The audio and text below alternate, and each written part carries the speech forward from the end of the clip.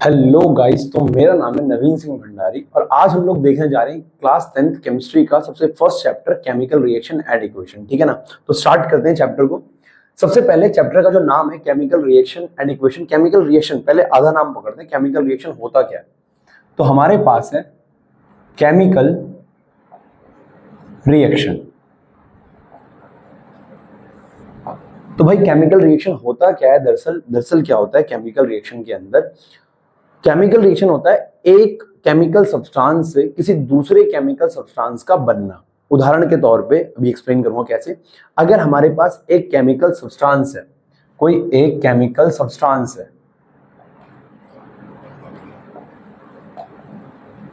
और ये एक केमिकल सब्सटेंस अगर कन्वर्ट हो जाता है दूसरे केमिकल सब्सटेंस में, ये कन्वर्ट हो रहा है अनदर केमिकल सब्सटेंस में, अनदर केमिकल सब्सटेंस में।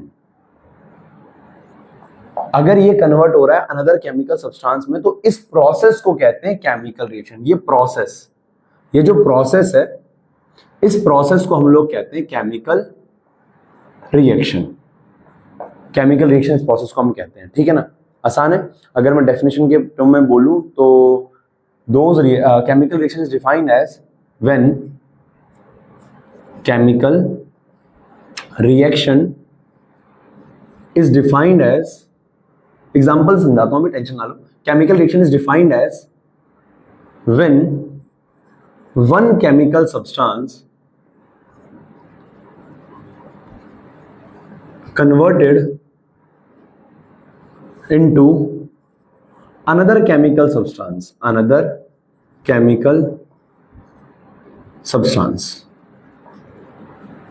एग्जाम्पल के तौर पे मैं केमिकल रिएक्शन किसे कहूंगा? उदाहरण के तौर पे जैसे कि हमारे पास क्या है, मान लो हमारे पास क्या है, ग्रेप्स है, अंगूर है हमारे पास। अब अंगूर जो है वो सड़कर फ्रेगमेंटेशन, जब उनका फ्रेगमेंटेशन होता है तो वो अंगूर जो है, जब उनका फ्रेगमेंटेशन होता है तो किशमिश बन जाती है ना। तो फ्रेगमेंटेशन ऑफ ग्रेप्स, अंगूर एक केमिकल सब्सटेंस है और अंगूर से किशमिश बन गया, फ्रेगमेंटेशन के बाद किशमिश बन गया। किशमिश एक दूसरा केमिकल सब्सटेंस है, तो एक केमिकल सब्सटेंस दूसरे में कन्वर्ट हो गया है ना। तो fragmentation of grapes, fragmentation of grapes. उसी तरीके से दूसरा एग्जांपल अगर मैं बोलूं, कुकिंग ऑफ फूड, खाना पकने से पहले अलग केमिकल सब्सटेंस है, बनने के बाद अलग हो जाता है। उसी तरीके से अगर मैं कहूं तो हमारे पास क्या है, आयरन है। लोहा एक अलग केमिकल सब्सटेंस है, मतलब एक सब्सटेंस तो है लोहा, लेकिन जब लोहे पे जंग लग जाता है, लोहे का नॉर्मल फॉर्मूला होता है Fe, आयरन क्या होता है Fe, लेकिन जब उस पर जंग लग जाता है तो वो Fe2O3.x मोल्स ऑफ H2O बना देता है। यानी पहले कुछ और है और बाद में कुछ और बन गया है, यानी रस्टिंग ऑफ आयरन हो गया। थर्ड हमारे पास क्या हो गया? हमारे पास हो गया क्या, कुकिंग ऑफ फूड। तो ये हमारे पास क्या हो गए, केमिकल रिएक्शंस हो गए। ये सारे की सारी क्या केमिकल रिएक्शन है। एक केमिकल सब्सटेंस हमारे पास है और वो दूसरे में कन्वर्ट हो जा रहा है, और एक केमिकल सब्सटेंस का दूसरे केमिकल सब्सटेंस में कन्वर्ट हो जाने को ही क्या बोलते हैं हम लोग? Chemical reaction. आसान है, ठीक है। तो यही है। उदाहरण के तौर पे अगर मैं और अच्छे एग्जांपल इसके बोलूं तो केमिकल रिएक्शन के अंदर क्या होता है, हमारे पास हाइड्रोजन होता है। हाइड्रोजन जैसे ऑक्सीजन के साथ मिल गया। पानी का फॉर्मूला सबको पता है, पानी का फॉर्मूला वाटर H2O होता है, ठीक है। वाटर बनता कैसे होगा? हाइड्रोजन और ऑक्सीजन आपस में मिलते हैं, hydrogen and oxygen combines to form water. तो हाइड्रोजन और ऑक्सीजन कंबाइन होते हैं क्या बनाने के लिए? वाटर बनाने के लिए। तो ये भी एक केमिकल रिएक्शन है। कैसे केमिकल रिएक्शन है? पहले हमारे पास क्या था? हाइड्रोजन, या पहले हमारे पास क्या था? ऑक्सीजन, लेकिन अब हमारे पास वाटर बन गया और वाटर का फॉर्मूला होता है H2O। वाटर का फॉर्मूला क्या होता है? H2O। तो पहले एक अलग केमिकल सब्सटेंस है, बाद में एक अलग केमिकल सब्सटेंस बन गया। तो एक ये जो कन्वर्जन हो रहा है ना, इसी कन्वर्जन को हम लोग कहते हैं क्या? Chemical reaction. बराबर है, ठीक है। तो मास्टर ये कहना चाह रहा है, अगर कोई आपसे कहे केमिकल रिएक्शन क्या होता है, अगर आपको इतना समझ में आ गया है, एक केमिकल सब्सटेंस का दूसरे केमिकल सब्सटेंस में कन्वर्ट होने के प्रोसेस को हम लोग क्या बोलते हैं? Chemical reaction. तो चैप्टर का आधा नाम तो हमें समझ में आ गया कि केमिकल रिएक्शन क्या है। अब बात करेंगे आगे इक्वेशन की, पर इक्वेशन को समझने से पहले एक बारीक बात और समझनी है, ठीक है। देखते हैं, नोट, बहुत काम की चीज है, बहुत ध्यान से देखना, बराबर है ना, ठीक है। हमारे पास क्या होता है, हमारे पास ना मैग्नीशियम का रिबन होता है, burning of magnesium ribbon. Burning ये स्कूल में आप लोगों को एक्सपेरिमेंट करके दिखाया गया होगा, अगर ठीक ठाक से स्कूल में हो तो। बर्निंग ऑफ मैग्नीशियम रिबन, है ना। मैं भी एक्सपेरिमेंट करके दिखाऊंगा, टेंशन ना लो, मैं सोच रहा हूँ इसका एक वीडियो बना के दिखाऊं आप लोगों को। बर्निंग ऑफ मैग्नीशियम रिबन, ठीक है। तो हमारे पास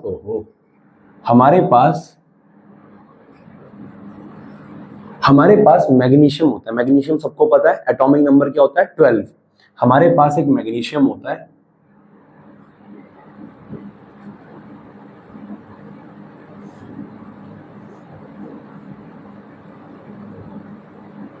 ऐसा एक मैग्नीशियम की ना रिबन होती है अपने पास। अब इस रिबन से होता क्या है, ये मैग्नीशियम है,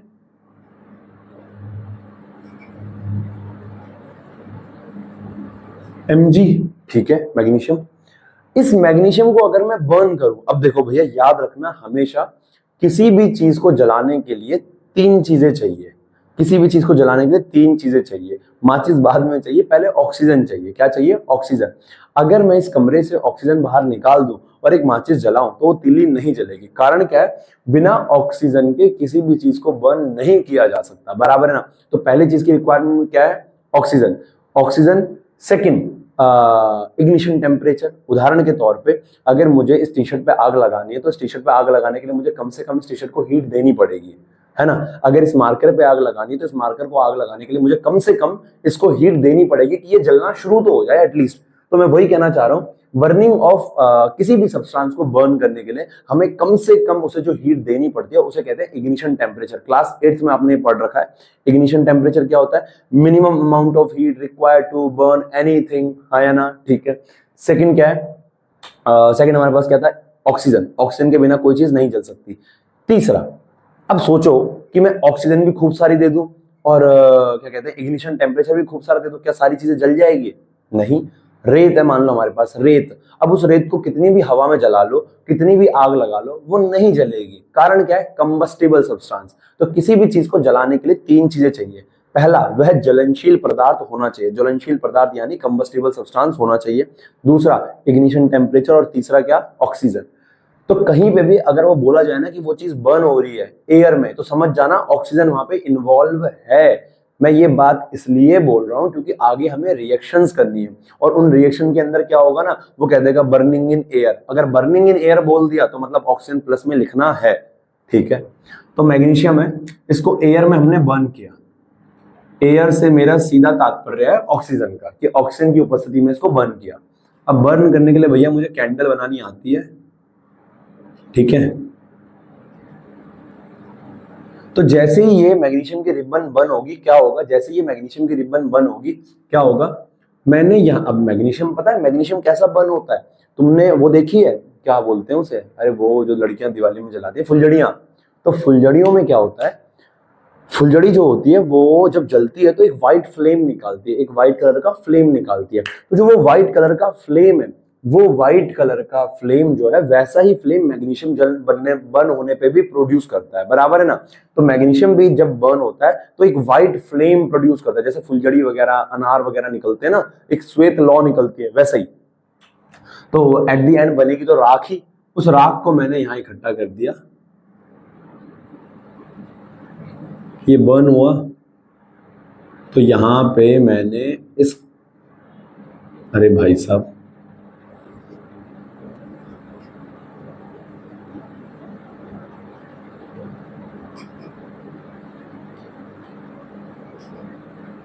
तो ये राख को मैंने इसके अंदर इकट्ठा किया, जो मैग्नीशियम के बर्न होने के बाद बना, ये होता है मैग्नीशियम ऑक्साइड।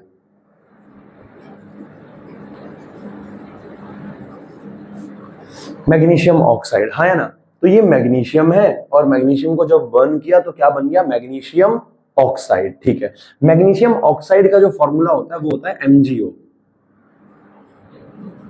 मैग्नीशियम ऑक्साइड का जो फॉर्मूला होता है वो होता है MgO।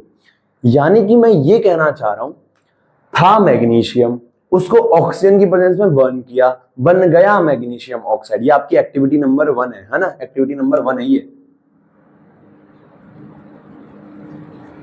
1, ठीक है। तो मैग्नीशियम ऑक्साइड बन गया, तो भैया हमारे पास एक केमिकल सब्सटेंस था और वो कुछ और बन गया, कन्वर्ट हो गया, तो क्या ये केमिकल रिएक्शन है? बिल्कुल है। तो ये भी एक केमिकल रिएक्शन है। केमिकल रिएक्शन क्या होता है? एक केमिकल सब्सटेंस का दूसरे में कन्वर्ट हो जाना। अब तुम कहोगे भैया ये तो आपने करवाया है, ऑक्सीजन की प्रेजेंस में करवाया है। हाँ तो करवाया तो क्या हो गया, कन्वर्ट तो हो गया ना, ठीक है। तो यहां मैं लिख सकता हूं when magnesium ribbon is burned in the presence of oxygen, समझ रहे हो ना, ऑक्सीजन लिखना पड़ेगा, ऑक्सीजन की प्रेजेंस में बर्न हुआ है। इट गिव्स मैग्नीशियम ऑक्साइड, है ना। तो उसने क्या बनाया, मैग्नीशियम ऑक्साइड उसने प्रोड्यूस किया। अब एक और चीज यहाँ पे दो तरीके के सवाल आते हैं। पहला, मैग्नीशियम रिबन जब बर्न होता है तो कैसी फ्लेम प्रोड्यूस करता है? व्हाइट फ्लेम, है ना। एक्टिविटी एनसीईआरटी की पढ़ोगे समझ में आ जाएगा, है ना। तो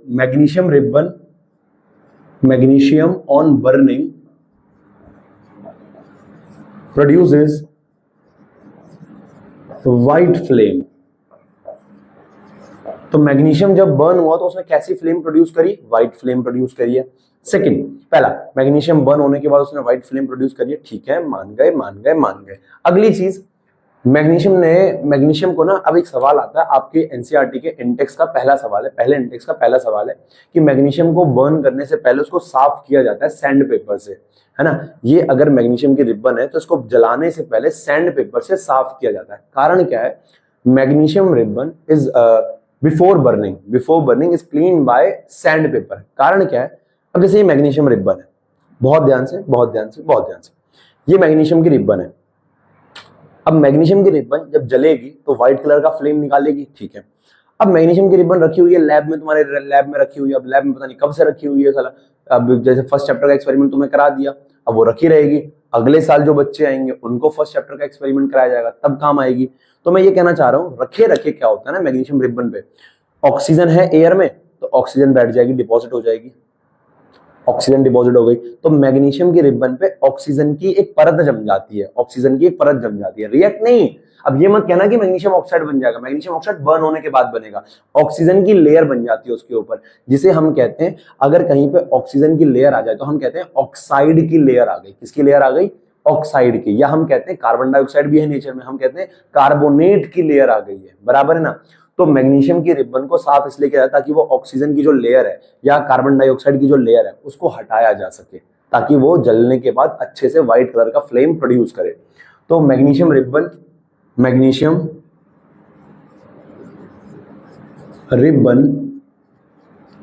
is clean by sand paper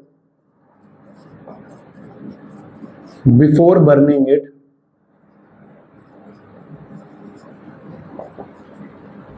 है ना, just to remove the oxide and carbonate layer deposit on it, बराबर है ना।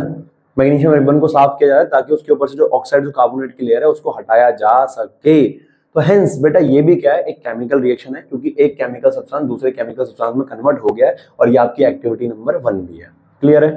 ठीक है, आगे बढ़ते हैं आगे, फटाफट से नोट कर लो इसको। तो चैप्टर का आधा नाम तो हमें समझ में आ गया, केमिकल रिएक्शन। अब बात करते हैं इक्वेशन की, ठीक है, नोट करो।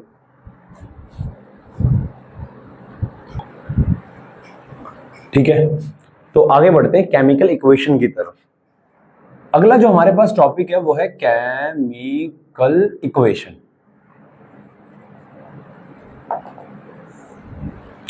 क्या होता है केमिकल इक्वेशन? ध्यान से मेरी बात को सुनना। केमिकल इक्वेशन क्या होता है? केमिकल इक्वेशन होता है भैया कि देखो क्या है, सीन क्या है। केमिकल रिएक्शन क्या होता है? एक केमिकल सब्सटेंस का दूसरे केमिकल सब्सटेंस में कन्वर्ट होना। अब साला है क्या ना, साइंटिस्ट लोग होते हैं थोड़े से आलसी। अब वो अपना काम बचाते हैं, और अपना काम कैसे बचाएंगे? उन्होंने कहा मैग्नीशियम रिबन जला, तुमने इतनी बड़ी कहानी लिख दी कि magnesium ribbon on burning produces this this this and this, है ना, तो इसे शॉर्ट में लिखो। तो केमिकल इक्वेशन क्या होता है? हम केमिकल रिएक्शन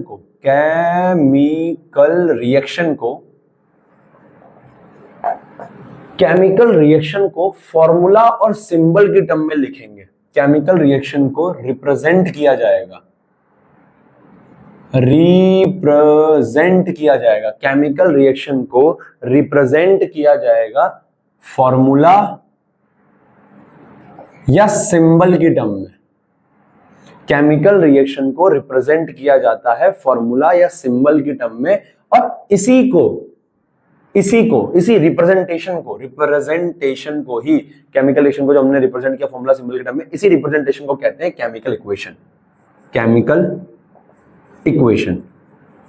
मैं जानता हूं समझ में नहीं आया, बिल्कुल नहीं आया, कोई दिक्कत नहीं है। The representation of chemical equation in the form of formula या symbol is called chemical equation. The representation of chemical reaction in the form of formula and symbol is called chemical equation. ठीक है, example के तौर पे समझाता हूँ। Relax, chill मारने का। एग्जाम्पल देख भाई, जैसे कि अपने पास क्या है ना, अपने पास मैंने भी एक एग्जांपल बताया था, मैंने क्या कि हाइड्रोजन और ऑक्सीजन मिलकर क्या बनाता है? पानी बनाता है, हाँ है ना। तो एग्जांपल के तौर पे समझो, हाइड्रोजन, अगर मैं केमिकल रिएक्शन लिखूं, केमिकल रिएक्शन, भैया तुम 10वीं में हो, तुम रिएक्शन को RXN मत लिखना, है ना यार, पूरा लिखना रिएक्शन, ठीक है ना। Hydrogen and oxygen combines to form water. Hydrogen और ऑक्सीजन कंबाइन करते हैं क्या बनाने के लिए? पानी बनाने के लिए, बराबर है ना, ठीक है। Hydrogen and oxygen combines to form water. ये तो हो गई केमिकल रिएक्शन कि हाइड्रोजन ऑक्सीजन मिले, पानी बन गया, ऐसे पानी बन गया। पर अगर मैं केमिकल इक्वेशन की बात करूं,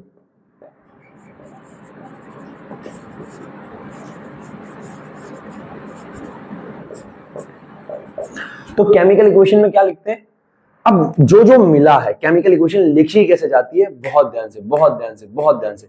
जो चीजें मिली है उसको लिखेंगे हम लोग कहां पे? लेफ्ट साइड में, और जो बना है उसको लिखेंगे राइट साइड में, और उनके बीच में एक एरो का अंतर होगा, बराबर है। जो चीजें मिली है, तो कौन मिला है? हाइड्रोजन पता है ना सबको, 2 की फॉर्म में रहता है। जिसको नहीं पता याद रखना, हाइड्रोजन को कभी कभी H मत लिख देना अकेले, हाइड्रोजन हमेशा 2 की फॉर्म में रहता है, बराबर है ना। पूछो क्यों? चैप्टर नंबर 4 जब आपको पढ़ाया जाएगा तो कार्बोनेट्स कंपाउंड, उसके अंदर इसका रीजन बताया जाएगा कोवेलेंट बॉन्ड का। ये याद रखना बेटा, ये याद रखना। क्या क्या याद रखोगे? ये याद रख लो, हाइड्रोजन, नाइट्रोजन, ऑक्सीजन, क्लोरीन, वैसे तो फ्लोरीन भी याद कर लो, और जब याद कर ही रहो तो ब्रोमीन भी कर लो, और जब कर ही रहो तो आयोडीन भी कर लो, है ना। इन तीनों को याद ना भी करो तो भी चल जाएगा, पर इतना तो याद रखो कि ये चारों के चारों 2 की फॉर्म में होते हैं। Hydrogen, nitrogen, oxygen, chlorine, hydrogen, nitrogen, oxygen, chlorine, hydrogen, nitrogen, oxygen, chlorine, हमेशा 2 की फॉर्म में लिखने, कभी अकेले नहीं लिखने। किसी और के साथ अकेले हो सकते हैं, चल जाएगा। माना कि hydrogen Cl, hydrochloric acid HCl होता है, चल जाएगा, पर कभी भी Cl अकेला नहीं होगा, हमेशा 2 की फॉर्म में होगा, बराबर है ना। कारण इसका बेटा कोवेलेंट बॉन्ड के अंदर आता है। अभी धीरे धीरे समझो चीजों को, है ना। पहले तो hydrogen and oxygen combines, hydrogen किसके साथ मिला है? तो हाइड्रोजन किसके साथ मिला? ऑक्सीजन के साथ, तो ऑक्सीजन के साथ मिला। तो हाइड्रोजन कंबाइंस विद ऑक्सीजन, और इसने क्या बनाया? वाटर, बराबर है। तो हाइड्रोजन ऑक्सीजन के साथ मिला और उसने क्या बनाया? वाटर, ठीक है। अब ये तो हो गया फॉर्मूले की टर्म में। किसके टर्म में हो गया? फॉर्मूला। मैंने कहा ना, the representation of chemical equation in the form of formula. अब सिंबल की टर्म में कैसे रिप्रेजेंट करोगे? हाइड्रोजन को कैसे लिखते हैं? H2, और ऑक्सीजन कैसा होता है? O2, और मिलकर क्या बना दिया उसने? पानी, H2O, तो बन गया H2 plus O2 gives H2O, खत्म। तो मैं ये कहना चाह रहा हूं, है बहुत आसान, बहुत आसान, बहुत आसान है। क्या करना है, hydro H2 plus O2 gives H2O, तो ये सिंबल हो गया। तो करा क्या, इस केमिकल रिएक्शन को, जो ये केमिकल रिएक्शन हुई थी उसको फॉर्मूला और सिंबल के टर्म में लिख दिया, तो वो केमिकल इक्वेशन हो गई भाई, कोई हार्ड है ही नहीं।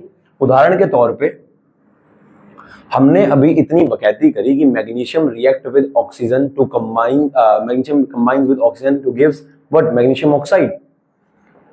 तो इसको केमिकल इक्वेशन की फॉर्म में कैसे लिखूंगा मैं, अगर मैं केमिकल रिएक्शन लिख रहा हूं तो मैं क्या लिखूंगा, केमिकल रिएक्शन के तौर पे मैं क्या लिखूंगा, क्या हो रहा है, मैग्नीशियम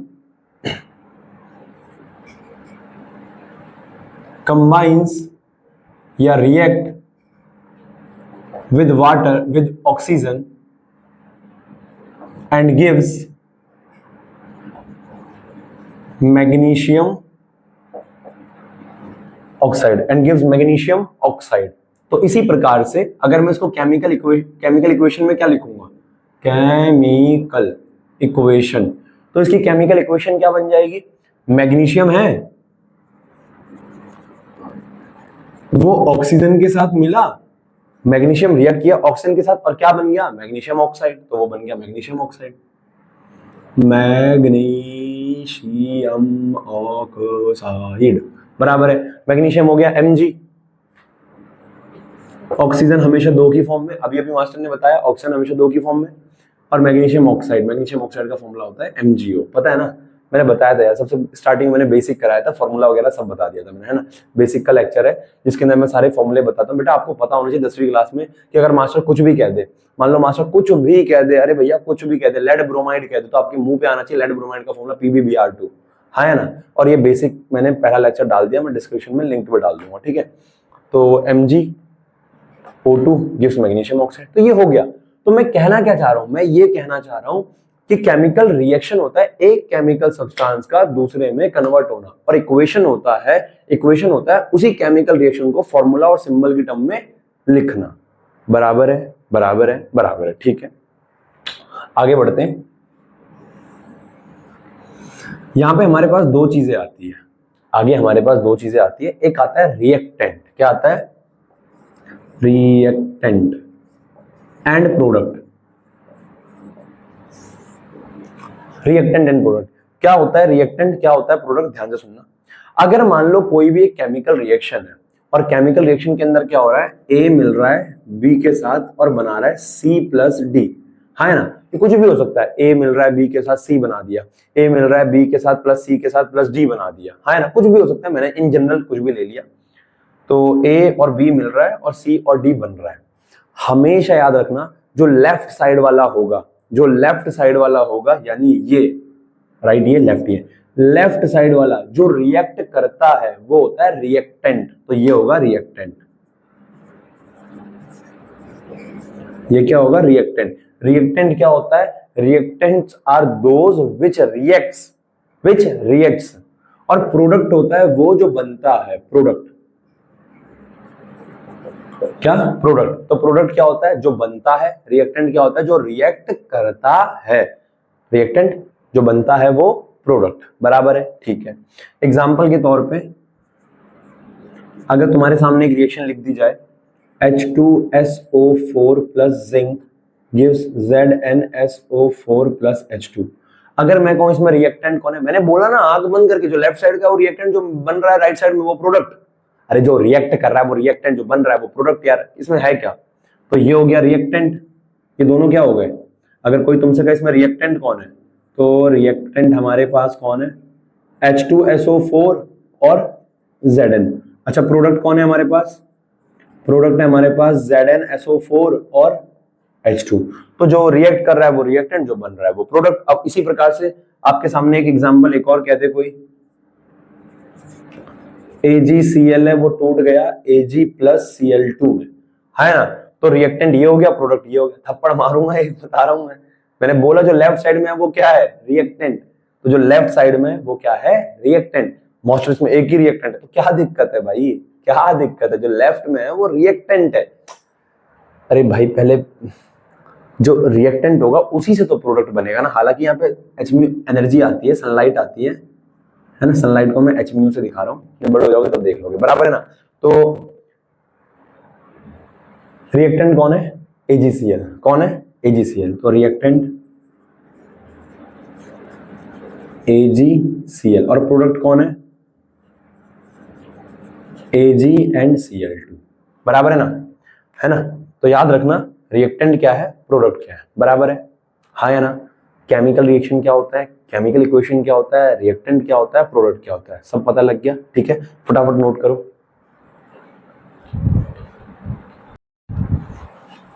ओके, तो आगे बढ़ रहे हैं। अगला जो हमारा टॉपिक है वो है कैरेक्टरिस्टिक्स ऑफ केमिकल रिएक्शन, है ना। कैसे पता चलेगा कि कोई केमिकल रिएक्शन हो रही है, कैसे पता चलेगा कोई केमिकल रिएक्शन हो रही है, ध्यान से सुनना। तो हमारा टॉपिक है अगला कैरेक्टरिस्टिक्स ऑफ केमिकल रिएक्शन। तो भैया देखो ऐसा है, 5 तरीके होते हैं जिनसे पता लगता है कि कोई केमिकल रिएक्शन हो रही है या नहीं हो रही है, बराबर है ना, ठीक है। पहला क्या क्या है, evolution of gas, evolution of gas, ठीक है। दूसरा तरीका क्या है हमारे पास, दूसरा तरीका है इवोल्यूशन ऑफ गैस, दूसरा तरीका हमारे पास हो गया चेंज इन कलर, तो चेंज इन कलर। तीसरा तरीका जो है हमारे पास, तीसरा तरीका हमारे पास ये हो गया कि change in state, change in state, change in state. और चौथा तरीका हमारे पास ये हो गया कि भैया हमने कह दिया कि यहाँ पे change in temperature, change in temperature. और पांचवा तरीका हमारे पास हो गया फॉर्मेशन ऑफ प्रेसिपिटेट, ठीक है। तो मास्टर ये कहना चाह रहा है इन पांचों में से कोई भी घटना अगर घट रही है तो समझ जाओ कि वहां पे क्या हो रही है, केमिकल रिएक्शन हो रही है, बराबर। इन पांचों में से अगर कोई भी घटना, इवोल्यूशन ऑफ गैस, कहीं पे गैस का निष्कर्षण हो रहा है, कलर चेंज हो रहा है, स्टेट चेंज हो रही है, टेम्परेचर चेंज हो रहा है, या फिर प्रेसिपिटेट बन रहा है, ठीक है ना, तो समझ जाएंगे कि वहां पे क्या हो रही है, केमिकल रिएक्शन, ठीक है सर। स्टार्ट करते हैं। तो सबसे पहले हमारे पास है इवोल्यूशन ऑफ गैस, ठीक है ना। इसको समझने से पहले एक बेसिक बात समझते हैं। सबसे पहले देखो, जब हम लोग ये पांचों हमने अभी देखने हैं, उससे पहले एक बेसिक मैं बता रहा हूँ। क्या है ना, हमारे पास क्या है कि चैप्टर नंबर 3 है जो मेटल्स एंड नॉन मेटल्स, उस चल रहा है। उस मेटल एंड नॉन मेटल के अंदर क्या है, हमें एक टॉपिक पढ़ना है रिएक्टिविटी सीरीज का। अब रिएक्टिविटी सीरीज क्या है उसको देखने से पहले हमें क्या है कि भैया वो तो चैप्टर नंबर 3 में पढ़नी है, पर काम उसका यहाँ पे भी है, तो यहीं पे जान लेते हैं क्या होता है। देखो मैं ये कहना चाह रहा हूं, मान लो कि यहाँ पे ना 3-4 बच्चे बैठे हुए हैं, एक बच्चे का नाम है ए, एक बच्चे का नाम है बी, एक बच्चे का नाम है सी, एक का डी और एक का ई है। ये 5 बच्चे बैठे हुए हैं। मैंने कहा सबसे जो ज्यादा होशियार है वो है बी, बी सबसे ज्यादा होशियार है। उसके बाद जो सबसे होशियार है वो है ई, उसके बाद जो सबसे ज्यादा होशियार है वो है ए या मान लो सी, और फिर कौन है डी, और सबसे लास्ट में है ए। तो ये ऑर्डर है। मैंने क्या बोला, सबसे होशियार वाले को मैंने सबसे ऊपर रखा, सबसे कम होशियार वाले को मैंने कहां रखा, सबसे नीचे रखा। तो मैंने एक ऑर्डर लगाया। उसी प्रकार से हमने एक रिएक्टिविटी सीरीज बनाई है मेटल्स की। हमारे पास बहुत सारे मेटल्स होते हैं, 10वीं क्लास में 10-12 मेटल की सीरीज हमें देखनी है। 11वीं 12वीं क्लास में इलेक्ट्रोकेमिस्ट्री के अंदर जब आप लोग साइंस वाइंस लोगे अगर तो वहां पे तो बहुत 30-40 एलिमेंट्स की सीरीज याद करनी पड़ती है। उसी प्रकार से हमने मेटल्स की एक सीरीज बनाई। जो सबसे ज्यादा रिएक्टिव होगा उसको सबसे ऊपर रखा, जो सबसे कम रिएक्टिव होगा उसको सबसे कहां रखा, नीचे रखा। उदाहरण के तौर पे एग्जांपल अगर मैं एक समझाऊं कि मान लो हमारे पास क्या है, सोडियम है और यहाँ पे पोटेशियम है और यहाँ पे कौन है, कैल्शियम है। मैंने कहा भैया ऐसा है ना, यहाँ पे पानी है, क्या है, पानी है। मैंने कहा बताओ तुम में से सबसे जल्दी पानी के साथ रिएक्शन कौन करेगा। तो मैंने देखा, मान लो ये अनुमानित डाटा है, कोई रियल नहीं है। पोटेशियम जो है 0.1 सेकंड में रिएक्शन कर दे रहा है, 0.1 सेकंड में। सोडियम कर रहा है मान लो 0.2 सेकंड में, और कैल्शियम कर रहा है 0.5 सेकंड में। 0.5 सेकंड में क्या कर रहा है, रिएक्शन कर रहा है। तो सबसे जल्दी रिएक्शन कौन कर रहा है, सोडियम, सॉरी पोटेशियम 0.1 सेकंड में, उसके बाद सोडियम, उसके बाद कैल्शियम। तो ये क्या लगाया मैंने, एक ऑर्डर लगाया, कौन कितनी जल्दी रिएक्शन कर रहा है। मेरी बात समझ में आ गई। तो रिएक्टिविटी सीरीज में क्या है, हमने एक ऑर्डर सीक्वेंस लगा रखा है सीरीज का एलिमेंट्स की कि कौन कितना ज्यादा रिएक्टिव है, जो ऊपर वो ज्यादा, जो नीचे वो कम। ठीक है, आगे बढ़ रहे हैं। देखो भैया, reactivity series,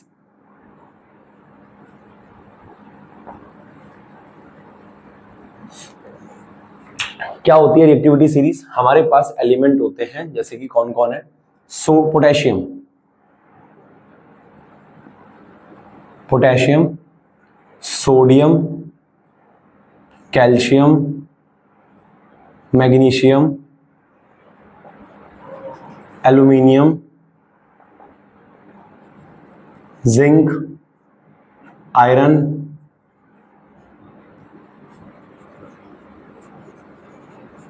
lead, hydrogen. Although hydrogen कोई मेटल नहीं है, है ना, बताऊंगा हाइड्रोजन क्यों है यहाँ पे। उसके बाद कॉपर, मरकरी, सिल्वर, गोल्ड और प्लेटिनियम। तो ये हमारे पास क्या है, रिएक्टिविटी सीरीज है। तो जितना सबसे ज्यादा पोटेशियम रिएक्टिव होता है तो वो सबसे ऊपर है, उसके बाद सोडियम, कैल्शियम। ये कोई एटॉमिक नंबर के बेसिस पे नहीं है बेटा। पोटेशियम का जो सिंबल होता है वो क्या होता है, के। सोडियम का होता है Na, कैल्शियम का होता है Ca, मैग्नीशियम का होता है Mg, एल्यूमिनियम का होता है Al, जिंक का Zn, आयरन का Fe, लेड का Pb, हाइड्रोजन का H, है ना, कॉपर का Cu, मरकरी का Hg, सिल्वर का Ag, गोल्ड का Au और प्लेटिनियम का Pt। ठीक है ना। तो ये हमारे पास क्या है, एलिमेंट है रिएक्टिविटी के ऑर्डर पे। सबसे ज्यादा रिएक्टिव पोटेशियम, सोडियम, कैल्शियम, और सबसे कम कौन है, सिल्वर, गोल्ड, प्लेटिनियम। सबसे कम रिएक्टिव, रिएक्शन करते ही नहीं है। इसीलिए तुमने देखा होगा कि चांदी सोने के जेवरात बनते हैं, ज्वेलरीज बनती है, क्योंकि वो रिएक्शन नहीं करती है ना, सालों साल ऐसी पड़ी रहती है। अब इसकी ट्रिक क्या होती है, देखो ट्रिक याद कर लो इसकी। पोटेशियम यानी केदार, K for Kedar, N for Nath, का फॉर का, एम फॉर माली, एल फॉर आलू, Zn फॉर जरा, Fe फॉर फीके, Pb फॉर पकाता, H फॉर है। केदारनाथ का माली आलू जरा फीके पकाता है। केदारनाथ, केदार, केदारनाथ का माली आलू जरा फीके पकाता है। केदार यानी पोटेशियम, नाथ यानी सोडियम, का यानी कैल्शियम, माली यानी M फॉर मैग्नीशियम, आलू यानी A फॉर एल्यूमिनियम, जरा यानी Z फॉर जिंक, फीके, फीके F फॉर आयरन, पकाता P for lead and H for hydrogen. ये है तक हो गया। उसके बाद यहीं से स्टार्ट होगा हाई, यहीं से हाई कोर्ट है आम आदमी पार्टी। तो भैया किसी को किसी पार्टी से नफरत हो तो लिख देना भाई, जो मर्जी लिखना, है ना। हाई कोर्ट है, जो सपोर्ट में वो लिख देना हाई कोर्ट है आम आदमी पार्टी, जो सपोर्ट में ना हो वो लिख देना चोर है आम आदमी पार्टी, कुछ भी लिख दो भाई, है ना। हम न्यूट्रल है, आमी न्यूट्रल, नो सपोर्ट, देखो किसी को भी नहीं, है ना। तो potassium, sodium, calcium, magnesium, aluminium, zinc, iron, lead, hydrogen, copper, mercury, silver, gold and last platinum. ये आपको याद होने चाहिए। रिएक्टिविटी सीरीज है, जो सबसे ऊपर है वो सबसे ज्यादा रिएक्टिव है, जो सबसे नीचे है वो सबसे क्या है, कम रिएक्टिव है। बराबर है। मैं मिटाने जा रहा हूं और आगे बढ़ रहे हैं, ठीक है। फटाफट नोट कर लो इसको।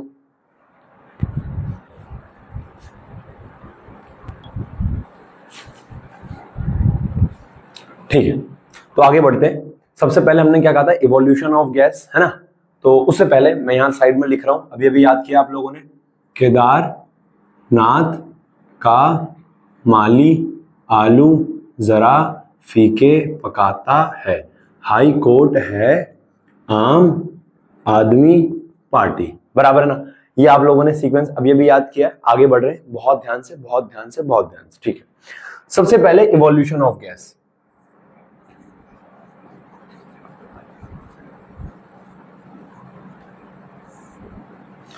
तो मैं कहना चाह रहा हूं इवोल्यूशन ऑफ गैस के अंदर क्या है ना, बड़ा आसान है, बड़ा आसान है, बड़ा आसान है। देखो इवोल्यूशन ऑफ गैस के अंदर क्या है, अगर कहीं पे गैस का निष्कर्षण हो रहा है, कोई गैस निकल रही है, तो समझ जाओ वहां पे केमिकल रिएक्शन हो रही है। मास्टर हमारे समझ में नहीं आया। अगर किसी रिएक्शन में गैस निकल रही है तो समझ जाना केमिकल रिएक्शन हो रही है। मैं बताता हूं कैसे। हमारे पास ना एक एसिड रखा हुआ है,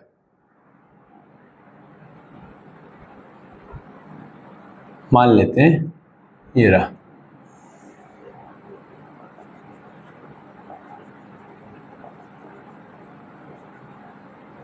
हमारे पास एक एसिड रखा हुआ है और इस एसिड का नाम है H2SO4 sulphuric acid, sulphuric acid, ठीक है ना। H2SO4 एक एसिड रखा हुआ है जिसका नाम है सल्फ्यूरिक एसिड। इस एसिड के अंदर हमने क्या करा, जिंक के टुकड़े डाले।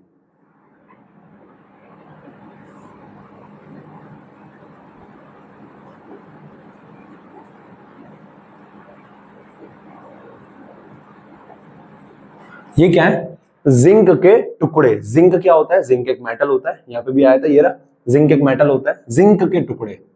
तो ये है जिंक ग्रैन्यूल्स, Zn। ये क्या है, जिंक के टुकड़े, जिंक ग्रैन्यूल्स, ठीक है ना। ठीक है, एक एग्जाम में बकायदा सवाल भी आया है, वो ये कहता है कि सल्फ्यूरिक एसिड के अंदर हमें जिंक मिलाना है तो हम क्या मिलाएं, जिंक के ग्रैन्यूल्स, टुकड़े, पाउडर, रॉड, क्या है ना। भाई साहब उसका आंसर ग्रैन्यूल्स था, तो इतना छोटा बारीकी से कैसे हो सकता है ना। तो जिंक ग्रैन्यूल्स Zn होगा क्या। अब ध्यान से मेरी बात को सुनना, बहुत ध्यान से। हमने Zn को मिक्स किया है, Zn को मिलाया H2SO4 के अंदर, और क्या होगा देखो, जिंक यहां पे हाइड्रोजन है, अपने सल्फेट के साथ बैठा हुआ है। H2SO4 हाइड्रोजन अपने सल्फेट के साथ बैठा हुआ है, तुमने जिंक को ऐड किया। जिंक कहां है, ये रहा, जिंक की पोजीशन ये रही, ठीक है। जिंक ऊपर है, हाइड्रोजन कहां है, नीचे है। भाई मेरी बात को बहुत ध्यान सुनिए, बहुत ध्यान से, है ना, बहुत ध्यान से। जिंक ऊपर है, हाइड्रोजन नीचे है, जिंक ऊपर है, हाइड्रोजन नीचे है। इसका मतलब ये है कि जिंक जो होगा वो ज्यादा रिएक्टिव है, और ज्यादा रिएक्टिव है, और हाइड्रोजन क्या है, कम रिएक्टिव है। अगर हाइड्रोजन कम रिएक्टिव है तो जिंक ज्यादा है, तो वो हाइड्रोजन को क्या कर देगा, हटा देगा। अरे नहीं समझे क्या, मतलब ये ज्यादा स्मार्ट, ये थोड़ा कम स्मार्ट, ये उसकी प्रेमिका, तो ज्यादा चांसेस क्या है, डिस्प्लेस कर देगा ना, कर देगा ना भाई। तो मास्टर यही कहना चाह रहा है कि अगर जिंक एक हाई रिएक्टिव है और हाइड्रोजन लेस रिएक्टिव है तो जिंक उसको उसकी जगह से डिस्प्लेस कर देगा। यही है रिएक्टिविटी सीरीज के अंदर। तो आगे रिएक्शन में क्या होगा, तुम्हें रट्टा नहीं मारना रिएक्शन को। देखो ये जिंक हाइड्रोजन को डिस्प्लेस करेगा और जिंक सल्फेट बनाएगा, और जिंक सल्फेट का फॉर्मूला होता है ZnSO4 प्लस में हाइड्रोजन अलग हो गया। और हाइड्रोजन अलग हो गया, हाइड्रोजन क्या होती है, गैस। अगर हाइड्रोजन गैस है तो यहां से हाइड्रोजन गैस बाहर निकलेगी, क्योंकि हाइड्रोजन गैस क्या होती है, बहुत हल्की होती है। एटॉमिक नंबर 1 है यार, हल्की होगी, ऑब्वियस सी बात है। और हाइड्रोजन गैस अगर बाहर निकलेगी, हाइड्रोजन गैस अगर बाहर निकलेगी तो हम ऊपर एरो का साइन मारते हैं। इस एरो का मतलब क्या होता है कि गैस ऊपर की तरफ बाहर निकल रही है, गैस ऊपर की तरफ बाहर निकल रही है, ठीक है ना। तो zinc hydrogen sulphate ZnSO4 plus में क्या बन गया, H2, और H2 क्या है, हाइड्रोजन गैस, ठीक है। तो हुआ क्या, तो भाई रिएक्शन के अंदर ये हुआ कि हाइड्रोजन गैस निकल गई। टॉपिक क्या है, इवोल्यूशन ऑफ गैस। अगर किसी रिएक्शन में गैस निकल रही है तो समझ जाओ केमिकल रिएक्शन हुई है।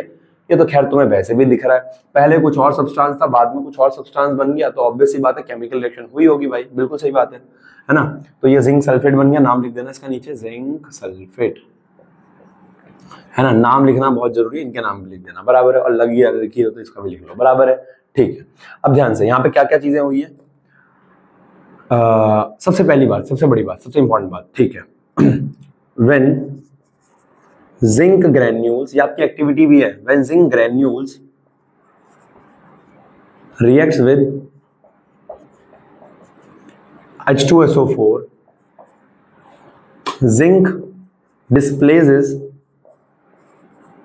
hydrogen and forms what, zinc sulfate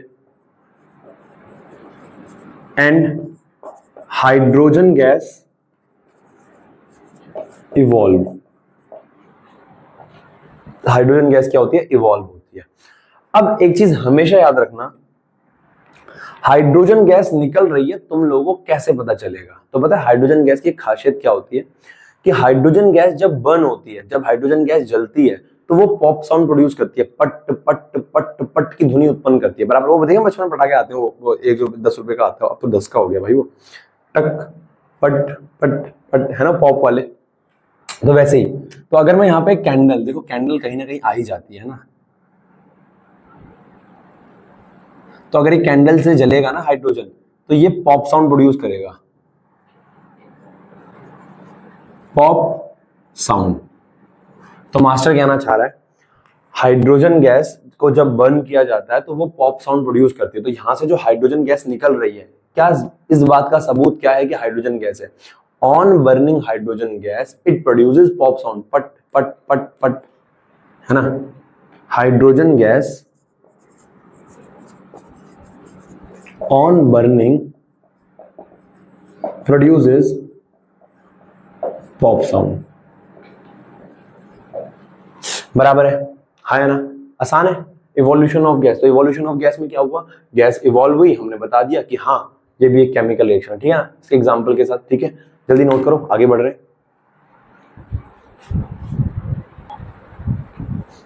ठीक है, तो बेटा सेकंड हमारे पास है क्या, चेंज इन कलर। सॉरी, ठीक है, इट्स ओके।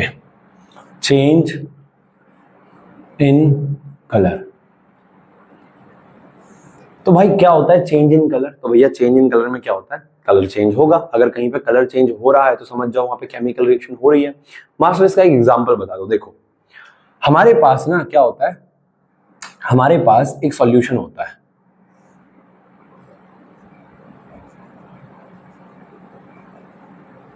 ये होता है कॉपर सल्फेट का solution, copper sulphate, copper sulphate जिसे हम कहते हैं CuSO4, है ना।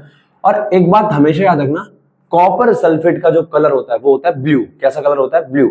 तो कॉपर सल्फेट का जो कलर होता है वो होता है blue, blue colour, blue colour. तो कॉपर सल्फेट का जो कलर होता है वो होता है ब्लू कलर, ठीक है, ठीक है।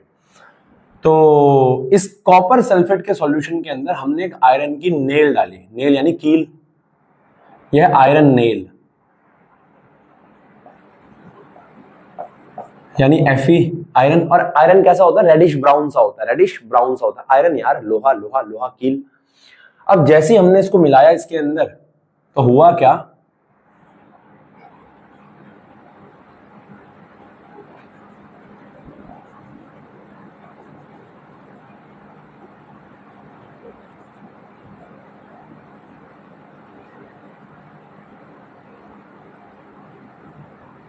जैसे हमने लोहे की कील को उसके अंदर डाला कॉपर सल्फेट के विलयन के अंदर, सॉल्यूशन के अंदर, तो होगा क्या देखो मैं तुम्हें बताता हूं।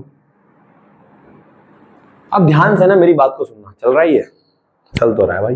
देखो इसको मिटा देते हैं, आयरन कहां है? देखो देखो मेरी बात को समझो, देखो ये कॉपर सल्फेट है, कॉपर सल्फेट CuSO4, उसके अंदर तुमने आयरन डाला है, Fe डाला है, Fe डाला है, आयरन ये रहा, कॉपर ये रहा, ठीक है। कॉपर नीचे कम रिएक्टिव, है ना, और बैठा है अपनी उसके साथ आयरन हाई रिएक्टिव अकेला। तो आयरन क्या करेगा? कॉपर को डिस्प्लेस कर देगा। अरे भाई मेरी बात समझ में आ रही है? आयरन कॉपर को क्या करेगा? डिस्प्लेस कर देगा। और अगर आयरन कॉपर को डिस्प्लेस कर देगा तो होगा क्या, होगा क्या, ये आयरन जो Fe है ये कॉपर को डिस्प्लेस करेगा और आयरन सल्फेट बना देगा। तो ये बनेगा हमारे पास FeSO4, FeSO4, इसे कहते हैं फेरस सल्फेट। और कॉपर अलग हो जाएगा, प्लस कॉपर। और आयरन की अगर कहीं पे भी वैलेंसी यूज करी जाती है दो, क्योंकि यहाँ पे दो वैलेंसी यूज करी गई है, तो उसे कहते हैं फेरस, तो इसका नाम आता है फेरस सल्फेट। और अगर तुम कहो नहीं हमें तो आयरन में नाम लिखना है इसका, तो तुम ऐसे लिख सकते हो आयरन, और तुमने इसकी दो वैलेंसी यूज करी तो ब्रैकेट में दो और साथ में सल्फेट, तो इसको ये भी बोलते हैं आयरन सल्फेट, ठीक है ना, ठीक है। और कॉपर क्या हो गया? अलग हो गया। तो ये हमारा कॉपर सल्फेट था, ये हमारा आयरन था, जैसे मिलाया फेरस सल्फेट बन गया। तो ये जो फेरस सल्फेट बना ना FeSO4, FeSO4 जो फेरस सल्फेट बना, इसका कलर होता है ग्रीन, ग्रीन, तो इसका कलर होता है ग्रीन कलर। तो मैं ये कहना चाह रहा हूं हुआ क्या, कॉपर सल्फेट के सॉल्यूशन में हमने आयरन की नेल तो डाली पर उसका कलर चेंज हो गया। अब रिएक्शन तो हमें दिख नहीं रही है पर कलर चेंज हो गया, और अगर कलर चेंज हो गया तो चेंज इन कलर, तो हम समझ सकते हैं कि वहां पे क्या हो रही होगी, केमिकल रिएक्शन। क्या हो रही होगी? केमिकल रिएक्शन, ठीक है। तो ये केमिकल रिएक्शन है चेंज इन कलर का, कि भैया अगर कलर चेंज हो गया, ग्रीन कलर हो गया, तो हम समझ जाएंगे वहां पे केमिकल रिएक्शन हो रही है। तो वो आपसे एग्जाम में पूछेगा, आपके एनसीईआरटी के लास्ट इंटेक्स्ट का लास्ट इंटेक्स का पहला सवाल है मेरे ख्याल से, लास्ट इंटेक्स का पहला सवाल है ना, कि उसमें कह रखा है कि कॉपर सल्फेट के इसके अंदर आयरन को डालो तो कलर क्यों चेंज हो जाता है, ग्रीन कलर क्यों चेंज हो जाता है। तो बेटा क्योंकि आयरन क्या होता है, हाई रिएक्टिव होता है, iron is high reactive than copper here when iron nail is, कहाँ आयरन नेल को किसमें किसमें पुट किया है, when iron nail is putted into blue colour solution of copper sulphate, है ना, it's colour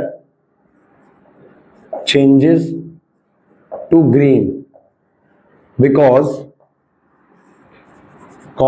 iron is high reactive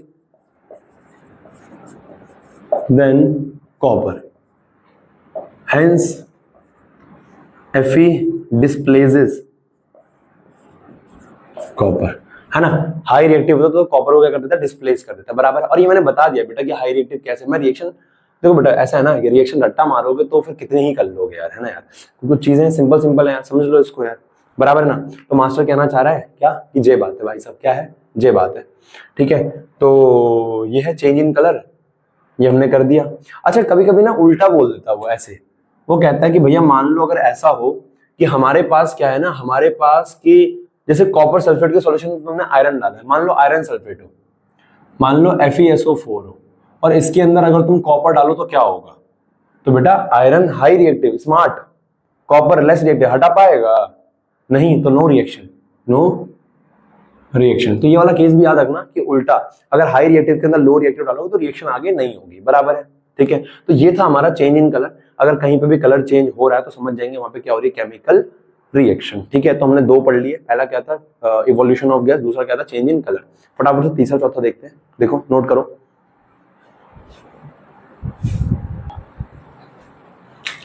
ठीक है।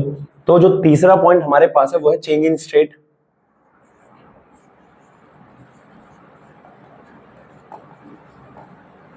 अगर स्टेट में परिवर्तन आ रहा है, बेटा हमारे पास 3 स्टेट होती हैं, सबको पता है ये बात, तो स्टेट है ना 3, कौन कौन सी, सॉलिड, लिक्विड और गैस, ये हमारे पास 3 स्टेट होती हैं, सॉलिड, लिक्विड और गैस।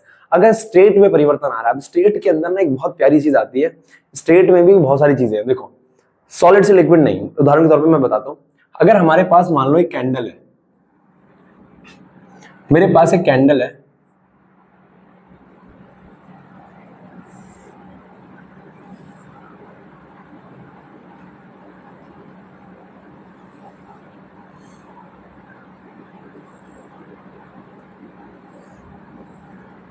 ठीक है, ये कैंडल है। अब कैंडल जो होती है वो वैक्स की बनी हुई होती है, किसकी, वैक्स की, और वैक्स कैसा होता है, सॉलिड होता है। तो कैंडल जो है वो वैक्स की बनी हुई है और वैक्स कैसा है, सॉलिड है, ठीक है। अब ये सॉलिड जो है, कैंडल देखा है धीरे धीरे क्या होता है, जो कैंडल होती है उसके ऊपरी वाले परत पे क्या होती है, लिक्विड होती है, यहाँ पे ना कैंडल के लिक्विड होता है, मेल्ट फॉर्म में होता है, कैसा होता है, मेल्ट फॉर्म में। तो ये क्या है, लिक्विड, ये क्या है, लिक्विड। तो सॉलिड से लिक्विड बन गया। अब तुम कहोगे सॉलिड से लिक्विड बन गया, केमिकल रिएक्शन, ना ना ना ना ना ना, केमिकल रिएक्शन इज इरिवर्सिबल, है ना। अभी लिक्विड को तो बंद कर दे मोमबत्ती, है लिक्विड जम के सॉलिड बन जाएगी, तो सॉलिड से लिक्विड बन गया, लिक्विड सॉलिड, ये रिएक्शन नहीं है, रिएक्शन अब होगी। पहले जो ये सॉलिड कैंडल होती है ये पहले लिक्विड बनेगी, और लिक्विड बनने के बाद जो ये लिक्विड इसके आसपास है ना, ये लिक्विड बर्न होता है, और जब ये बर्न होगा तो यहाँ पे गैस बनेगी, तो ये लिक्विड जल जल के गैस बनाता है, कार्बन डाइऑक्साइड वगैरह गैस बनती है यहाँ पे, हाँ है ना। तो हुआ क्या, हमारे पास बर्निंग ऑफ कैंडल जो होता है, बर्निंग ऑफ कैंडल, और कैंडल ही क्या, कोई भी चीज जो जल रही है, दिया जल रहा है, मोमबत्ती जल रही है, ये इसी फिनोमेना पे तो काम कर रहे हैं ये लोग, हाँ है ना। तो बर्निंग ऑफ कैंडल के अंदर क्या हो रहा है, पहले जो सॉलिड है हमारे पास, सॉलिड किस में कन्वर्ट हो रहा है, कन्वर्ट हो रहा है लिक्विड में, और फिर लिक्विड किस में कन्वर्ट हो रहा है, गैस में, है ना। तो ये भी क्या है हमारे पास, बर्निंग ऑफ कैंडल क्या हमारे पास, चेंज इन स्टेट का एक एग्जांपल है ना, कि भैया उसकी स्टेट चेंज हो रही है, उसकी स्टेट क्या हो रही है, चेंज हो रही है, बराबर है ना। और यहाँ पे क्या हो रही है, केमिकल रिएक्शन, बराबर है, कोई दिक्कत परेशानी नहीं, नहीं। देखो अगला फोर्थ, चेंज इन टेम्परेचर। अगर कहीं पे तापमान में परिवर्तन आ रहा है, तापमान में परिवर्तन आ रहा है, चेंज इन टेम्परेचर, चेंज मतलब कैंडल का जलना केमिकल रिएक्शन है ना? हाँ, कैंडल जल रही है तो अंदर केमिकल रिएक्शन हो रही है। अगला है चेंज इन टेम्परेचर। तो मास्टर चेंज इन टेम्परेचर में क्या होता है? चेंज इन टेम्परेचर के अंदर क्या होगा, ध्यान से मेरी बात को सुनना। मान लेते हैं क्या मान लेते हैं, कुछ भी मान लेते हैं, है ना, अपना ही तो है। चेंज इन टेम्परेचर में क्या है, मान लेते हैं, क्या माने बताओ? अरे कुछ भी बोल लो यार। अपने पास कार्बन है, कोयला देखा, कोयला कोयला है ना, तो कोयला जो होता है वो कार्बन से मिलकर बना हुआ होता है, तो यहाँ पे कार्बन है हमारे पास, कार्बन सी, कार्बन। अब कोयले को जलाया जाएगा, कार्बन को तुमने कभी जलाया हो, अब जलाने के लिए क्या चाहिए, ऑक्सीजन, तो प्लस में ऑक्सीजन लिखा जाएगा, तो कार्बन प्लस ऑक्सीजन, है ना। तो कोयले को जब जलाते हैं ऑक्सीजन की प्रेजेंस में, तो वो क्या बनाता है, कार्बन डाइऑक्साइड। क्या बनाता है, कार्बन डाइऑक्साइड, CO2।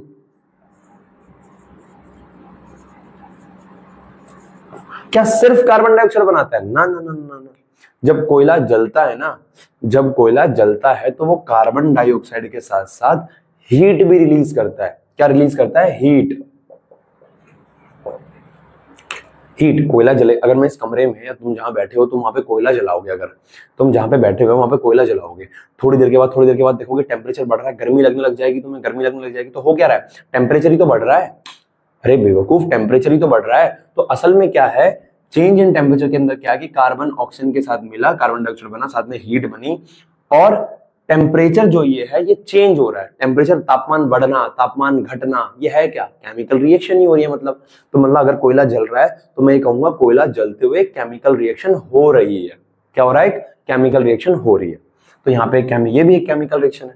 तो सबसे पहले हमने क्या देखा, ये भी केमिकल रिएक्शन का एग्जांपल है, ठीक है। सबसे पहले हमने क्या देखा, केमिकल रिएक्शन क्या होती है। केमिकल रिएक्शन क्या होती है, एक केमिकल सब्सटेंस से दूसरे केमिकल सब्सटेंस का बनना केमिकल रिएक्शन है।